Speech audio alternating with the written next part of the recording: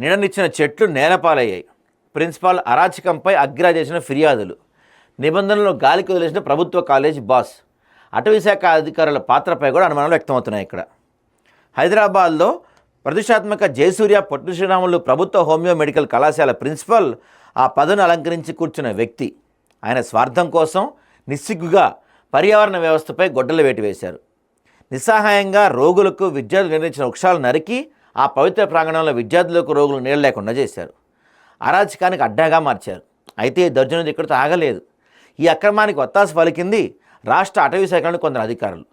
3 పెద్ద చెట్ల నరికివేతకు సుప్రీంకోర్టు తీర్పు ప్రకారం లక్షలు ఉండాల్సిన జరిమానాను అమానుషంగా కేవలం 4,000 రూపాయలతో ముగించి కేసు చెల్లాల్సిన వెనుకున్న భాగోతం ఏంటి?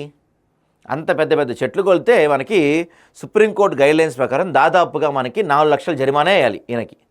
కానీ ఎంత లక్షల్లో ఫైన్ ఉండాలి. కానీ జస్ట్ ఒక 4,000 రూపాయలు ఫైన్ వేసి వదిలేశారు పాపం ఈ సార్ని.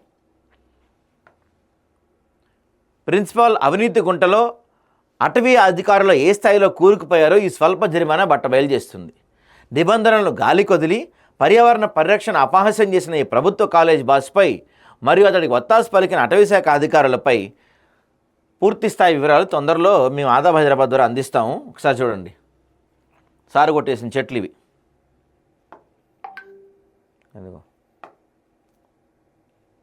అదిగోండి, పెద్ద పెద్ద చెట్లు ఇవి. చిన్న చిన్నవి కూడా కాదు, చాలా పెద్ద పెద్ద వృక్షాలు.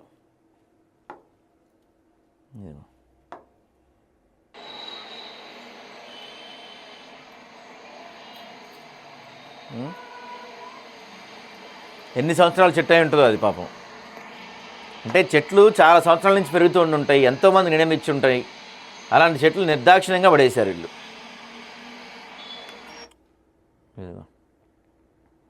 ఈ సార్ గురించి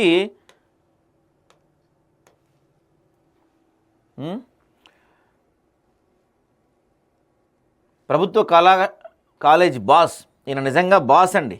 ఈయన ఎందుకు బాస్ అంటున్నామంటే ఈయన విషయాలు, ఈయన కథలు చాలా ఉన్నాయి. ఒక చిన్న ట్రైలర్ చూపిస్తాం మీకు, పూర్తి ఆధారాలతో, పూర్తి కథనాలతో. రేపు ఒక ఫుల్ డీటెయిల్డ్ అనాలిసిస్ మీ ముందు ఉంచబోతున్నాం ఆదాబ్ హైదరాబాద్లో.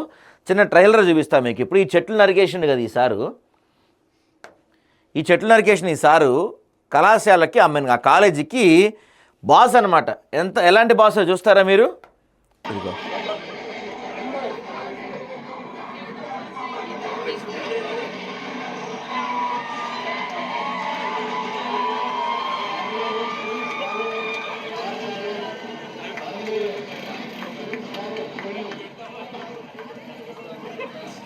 మరేంటో ఇది కాలేజో, లేకపోతే ఆయన ఇల్లో, లేకపోతే ఆయన ఏమన్నా అక్కడ రాజో మహారాజు అనుకుంటున్నాడో, ఆయన ఏమనుకుంటున్నాడో మనకు తెలియదు. కానీ చూసారా కాలేజీలో ఏం చేస్తున్న పనులు ఇవి. ఆయనకి ఆయన ఒక మహారాజుగా వేషం వేసుకొని మంచి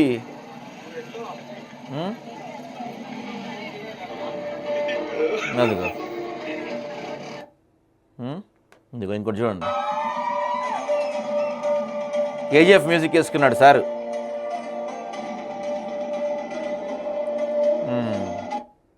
సో ఇట్లాంటివి చాలా ఉన్నాయి.